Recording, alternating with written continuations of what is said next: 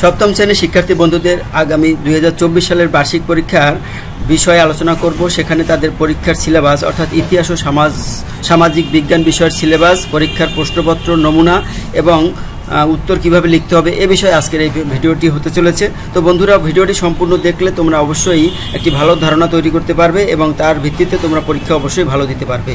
এবং অভিভাবকদের বলছি, অবশ্যই ভিডিওটি আপনার শিক্ষার্থীকে দেখাবার সুযোগ করে দিন। তো দেখতে পাচ্ছ যে আমরা এখানে কিন্তু শিক্ষণকালীন বা বার্ষিক সামষ্টিক মূল্যায়ন 2024-এর আমরা সেই পাঠ্যসূচি, সিলেবাস এবং পরীক্ষার নমুনা নিয়ে এখানে উপস্থিত হয়েছি।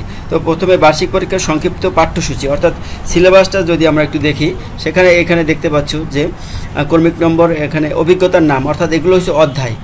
তো বাংলা অঞ্চল ও স্বাধীন বাংলাদেশ, এই যে অধ্যায়টা রয়েছে এখানে কিন্তু সবগুলো পৃষ্ঠা পড়তে হবে না, 49 থেকে 64 পৃষ্ঠা পড়তে হবে। মুক্তিযুদ্ধের বিদেশি বন্ধুরা, এখানে 75 থেকে 92 পৃষ্ঠা পর্যন্ত পড়তে হবে। সামাজিক রাজনৈতিক কাঠামো ও রীতিনীতি, এখানে 93 থেকে 118 পৃষ্ঠা পড়তে হবে। তারপর টেকসই উন্নয়ন বা আমাদের ভূমিকা, এখানে 132 থেকে 158 পৃষ্ঠা পড়তে হবে। আর সম্পদের কথা 159 থেকে 175 পৃষ্ঠা। অর্থাৎ এই যে পৃষ্ঠাগুলো রয়েছে এই পৃষ্ঠাগুলো থেকেই কিন্তু বার্ষিক পরীক্ষার প্রশ্ন তৈরি করা হবে। এখানে একটা বিষয় তোমাদের দেখাচ্ছি, প্রত্যেক বিষয়ের মতো শিক্ষণকালীন মূল্যায়ন 30%, সামষ্টিক মূল্যায়ন 100%। শিক্ষণকালীন মূল্যায়ন এটা কিন্তু শ্রেণী শিক্ষকরা নিয়ে থাকবেন তাদের অ্যাসাইনমেন্ট, গ্রুপ কাজ, দলীয় কাজ এর ভিত্তিতে। আর এই যে সত্যের মূল্যায়ন এটা কিন্তু পরীক্ষার মাধ্যমে হবে, 100 মার্কের পরীক্ষার মাধ্যমে। সেটা কিন্তু এই প্রশ্নের ধরন দেওয়া রয়েছে। বহু নির্বাচনী প্রশ্ন অর্থাৎ এমসিকিউ থাকবে এবং এক কথায় উত্তর থাকবে 10টা, এই টোটাল 25 মার্ক। এক কথায় উত্তর থাকবে, যেরকম এক কথায় উত্তর হতে পারে যে বাংলাদেশ কখন স্বাধীন হয়েছে, 1971 সালে, এটা কিন্তু এক কথায় প্রশ্ন। আর এখানে এমসিকিউ মানে টিক থাকবে 15টা, এই 25 মার্কের। এটার কিন্তু আলাদা সময় আবার আছে, 30 মিনিটের মধ্যে কিন্তু এই অ্যান্সারটুকু দিতে হবে। তারপর এটা কিন্তু স্যারেরা এই অ্যান্সার স্ক্রিপ্টটা কিন্তু নিয়ে যাবেন। তারপর সংক্ষিপ্ত প্রশ্ন দেখো 10টি, 10-এর প্রত্যেকটা 2 মার্ক করে 20 মার্কস। রচনামূলক প্রশ্ন দৃশ্যপটবিহীন, কোনো প্রশ্ন দেওয়া কোনো ছবি কিছু দেওয়া থাকবে না, 3টি প্রশ্নের অ্যান্সার করতে হবে, 15 মার্ক। আর রচনামূলক প্রশ্ন দৃশ্যপট নির্ভর, কিছু ছবি থাকতে পারে এবং এই প্রশ্নগুলো কিন্তু হবে সৃজনশীল পদ্ধতিতে। প্রতিটি দৃশ্যপটের বিপরীতে 2টি অংশ থাকবে, অর্থাৎ একটা প্রথম প্রশ্নের মান থাকবে 5, দ্বিতীয় প্রশ্নের মান থাকবে, প্রথম প্রশ্নের মান 3, পরের প্রশ্ন 5, তো মোট 8, এরকম থাকবে।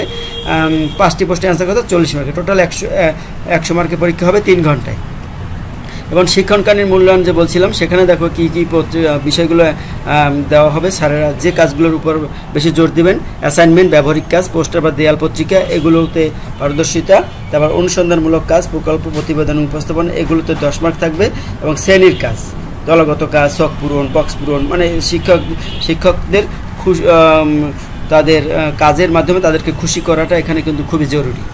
এবারে এইখানে এবার প্রশ্নপত্র নমুনাটা দেখলাম। প্রথম যে তোমাদের 25 মার্কের একটা পরীক্ষা হবে 30 মিনিটে, সেখানে কিন্তু এরকম 15টি টিক থাকবে। টিকগুলো একটু দেখে নাও। এই টিকগুলো কিন্তু অবশ্যই তোমরা পড়াশোনা করবে। আর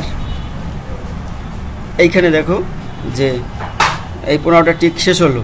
এরপরে সংক্ষিপ্ত প্রশ্ন, এই যে সংক্ষিপ্ত প্রশ্ন, এই 10টা থাকবে 10 মার্কসের, এই 25 মার্কের পরীক্ষা আগে দিতে হবে। তারপর সংক্ষিপ্ত প্রশ্ন আবার 10টা, এটা 2 মার্কস করে থাকবে।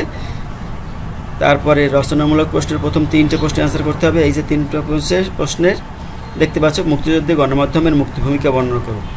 আর খ অংশে কিন্তু এই যে প্রত্যেকটা বলেছিলাম না, এখানে একটা অনুচ্ছেদের মতো আছে, তারপর সেখান থেকে 2টি প্রশ্ন করবে।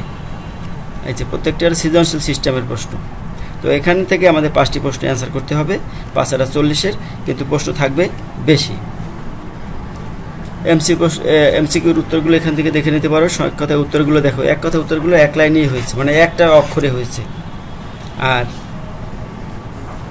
এইগুলো উত্তর আমাদের এইভাবে দিতে হবে শেষের প্রশ্ন। তো বন্ধুরা, এইগুলো দেখলে, এই ভিডিওটি যদি তোমরা দেখো, তাহলে তোমাদের একটা ভালো ধারণা তৈরি হবে, সেখান থেকে তোমরা ভালো প্রিপারেশন নিতে পারবে। তো ধন্যবাদ বন্ধুরা, সবাই ভালো থাকবে।